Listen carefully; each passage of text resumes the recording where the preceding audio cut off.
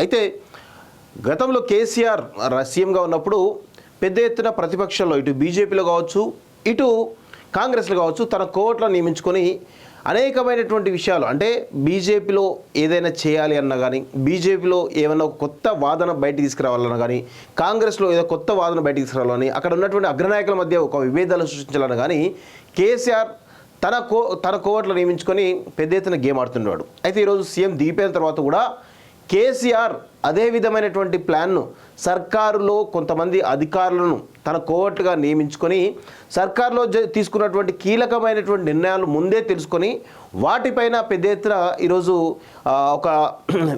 ఒక ఆయా విషయాలకు సంబంధించినటువంటి దాంట్లో పెద్ద ఎత్తున వ్యతిరేకతను తీసుకునే విధంగా ప్లాన్ చేస్తున్నట్టు మనకైతే తెలుస్తుంది. దానికి సంబంధించి ఇప్పటికే కొన్ని విషయాలు లీక్ అయి రేవంత్ రెడ్డికి పెద్ద ఎత్తున భారీ షాక్ ఇచ్చినట్టుగా తెలుస్తూ ఉంది. దానికి సంబంధించి మనం క్లియర్ వివరాలకు వెళ్ళేటువంటి ప్రయత్నం చేద్దాం మిత్రులారా. ముందుగా దిశ చూడండి, దిశలో క్లియర్గా రావడం జరిగింది. సర్కార్లో ఇన్సైడర్స్ కీలక సమాచారాన్ని లీక్ చేస్తున్న ఆఫీసర్లు జీవో 59 సమాచారంతో అప్రమత్తమైన లీడర్లు కన్వెన్స్ డీల్స్ రద్దు కాకుండా ముందస్తు చర్యలు కోర్టును ఆశ్రయించేందుకు సిద్ధమవుతున్న కంపెనీలు సర్కారు యాక్షన్స్కు ముందే రియాక్షన్స్ రాష్ట్ర ప్రభుత్వాన్ని ఇరుకం పెట్టే కుట్ర అంటూ ఒకరిని చూస్తాం.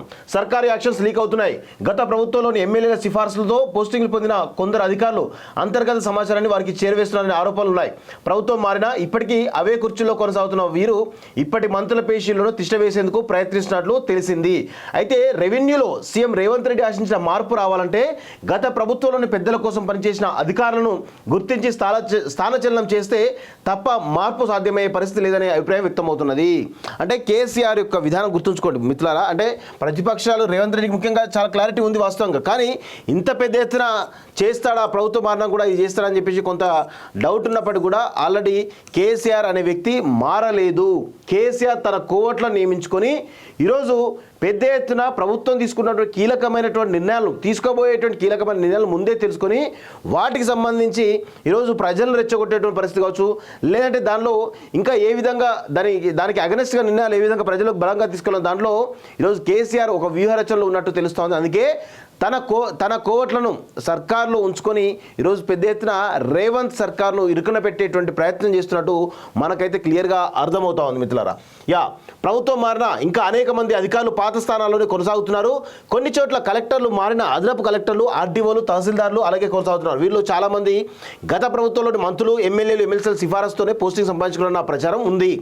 రంగారెడ్డి, మేడ్చల్ జిల్లాలో ఎమ్మెల్సీ సిఫారసుతో కొందరు తహసీల్దార్లు పోస్టింగ్లు పొందినట్టు తెలిసింది. అందుకే ఏ ఫైల్ టేబుల్ మీదకి వచ్చినా సదరు ఎమ్మెల్సీ దృష్టికి క్షణాల్లో వెళ్ళలేదని, ఆ తర్వాత 1-2 రోజుల్లో డీల్ సెటిల్ అయ్యేదని ప్రచారం ఉన్నది.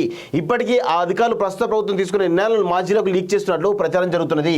సీసీఎల్ఏ కలెక్టర్ నుంచి వచ్చే ఆదేశాలను వారికి చెప్పేస్తున్నట్లు విశ్వసనీయంగా తెలిసింది.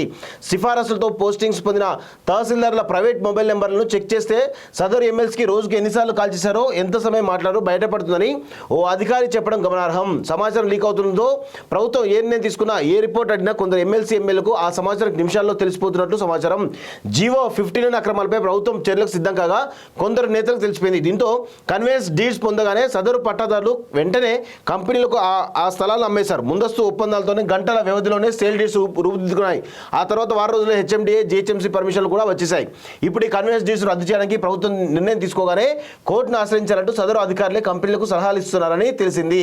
అధికారులు సమాచారం లీక్ చేస్తుండటంతో ప్రభుత్వం చేపట్టే యాక్షన్స్ ముందే అవతల నుంచి రియాక్షన్ కనిపిస్తున్నట్లు అర్థమవుతుంది. చీకటి దందాట. రంగారెడ్డి జిల్లాలో అప్పటి కలెక్టర్ అమయ్ కుమార్ సహకారంతో గండిపేట, శేర్లింగపల్లి, శంషాబాద్, మహేశ్వరం, కందుకూరు, షాద్నగర్, ఇబ్రహీంపట్నం, అబ్దుల్లాపూర్ మెట్, రాజేంద్ర నగర్, మోయినాబాద్, శంకర్పల్లి, చేవెళ్ల మండలంలో జీవో 59 అక్రమాలు జోరుగా సాగాయని ఆరోపణలు ఉన్నాయి. శేర్లింగపల్లి దరఖాస్తులకు గండిపేట తహసీల్దార్, గండిపేట దరఖాస్తులో మరో మండలాధికారులు క్లియరెన్స్ ఇచ్చారు. ఇప్పుడు తమకేం సంబంధం లేదంటూ వారు తప్పించుకున్నారు. ఎవరు రిపోర్ట్ ఇచ్చినా క్రాస్ చెక్ చేసుకోవాల్సిన బాధ్యత స్థానిక తహసీల్దార్దే. అలా చేయకుండా ఖరీదైన స్థలాలను రాసిచ్చేసినా అర్థమవుతున్నది. నానక్రామ్గూడలో ఒక కుటుంబానికి మరో కుటుంబానికి 7 పెద్ద ల్యాండ్ పార్సెలను కట్టబెట్టారట. బాబా సో ఏవైతే ఈ సర్వే నెంబర్ సంబంధించినటువంటి ఫైళ్ళకు సంబంధించిన కన్వెన్స్ డీడ్స్ ఏ సమయంలో చేశారో లెక్కలు తీస్తే అవినీతి భాగవతం బయటపడుతుంది. ఒక్కో ఫ్లాట్ విస్తీర్ణం 490 గజాల నుంచి 950 గజాల వరకు ఉంది. ప్రతి ప్లాట్ విలువ కోట్లలో ఉంటుంది. కన్వెన్స్ డీడ్స్ రాత్రిపూట చేశారని రికార్డులోనే స్పష్టంగా కనిపిస్తున్నది. ఇలా గోపన్పల్లి, కాజాగూడ, గచ్చిబౌలి తదితర ప్రాంతాల్లో Serilingampally tahsildar Srinivasarao, senior assistant Franklin, Kripal కుమార్లు రాత్రి 7 గంటల తర్వాత కన్వెన్స్ డీడ్ చేశారట. గంటలోనే కంపెనీలకు రిజిస్ట్రేషన్ చేశారట. సో ఇవే కాదు, విషయం ఏంటంటే జియో 59 రాగానే ఏవైతే కన్వెన్స్ డీడ్స్ ఏవైతే ఉన్నాయో వీటిని రద్దు చేయాలని చెప్పేసి రాష్ట్ర ప్రభుత్వం తీసుకున్న నిర్ణయం, అంటే చర్చ జరుగుతున్న సమయంలోనే తహసీల్దార్కు ఆదేశాలు పోవడము, ఆ తర్వాత తహసీల్దార్ ఆ సదరు బీఆర్ఎస్ ఎమ్మెల్సీకో వాళ్ళకో వీళ్ళకో చెప్పడము, ఆ తర్వాత అవి కంపెనీలకు రిజిస్ట్రేషన్ కావడం, ఇవన్నీ జరుగుతూ ఉన్నాయి. ఇది కేవలం భూములకు సంబంధించిన అంశమా అంటే భూములకు సంబంధించిన అంశం కాదు మిత్రులారా. చాలా పథకాల్లో, చాలా నిర్ణయాల్లో కూడా ఈరోజు పెద్ద ఎత్తున బీఆర్ఎస్ పార్టీ సంబంధించినటువంటి కేసీఆర్ ఎవరైతే ఉన్నారో ఆయన ఆ సమాచారం ముందే తెప్పించుకొని ఆ సమాచారంతో ఈరోజు కొంత కన్ఫ్యూజన్ క్రియేట్ చేసేటువంటి ప్రయత్నం, రేవంత్ సర్కార్ను ఇరుకిన పెట్టేటువంటి ప్రయత్నం చేస్తూ ఉన్నాడు.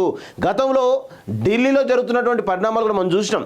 ఢిల్లీలో ముందే ఉమెన్ రిజర్వేషన్ బిల్లు తెలుస్తుందని తెలిసి వాళ్ళు ఈరోజు ఉమెన్ రిజర్వేషన్ బిల్లు కోటాలను తమ ఖాతాలో వేసుకోవడానికి ప్రయత్నం చేయడం జరిగింది. అలా ప్రతి సందర్భంలో కూడా కేసీఆర్ అనేవాడు తన కోట్లను ప్రతి దగ్గర కూడా పెట్టుకొని అక్కడ జరుగుతున్నటువంటి నిర్ణయాలను ముందే తెలుసుకొని ఈరోజు వాటిని మేమే చేసాం, మేమే పోరాటం చేసామని చెప్పేసి కొన్ని 2-3 యాక్టివిటీ చేసి చెప్పే ప్రయత్నం చేసి ప్రజల్లో ఒక సెంటిమెంట్ను, ఒక రకమైనటువంటి దాన్ని ఈరోజు చూపించేటువంటి ప్రయత్నం చేస్తూ ఉన్నాడు కేసీఆర్. గతం నుంచి కూడా ఇప్పుడు కూడా అదే చేస్తూ ఉన్నాడు. దయచేసి ఇప్పటికైనా రేవంత్ రెడ్డి మేల్కొని ఈరోజు ఏం జరుగుతుందో, ఏం జరగట్లేదో, కేసీఆర్ ఏ విధంగా తన కోర్టులు నియమించుకున్నాడో ఆ కోర్టులు ఎవరో ఈరోజు ప్రజల ముందు ఉంచేటువంటి ప్రయత్నం చేయాలని చెప్పేసి కూడా ఈరోజు కాలేజ్ టీవీ కోరుతా ఉంది మిత్రులారా. సో చూద్దాం ఏమవుతుందో.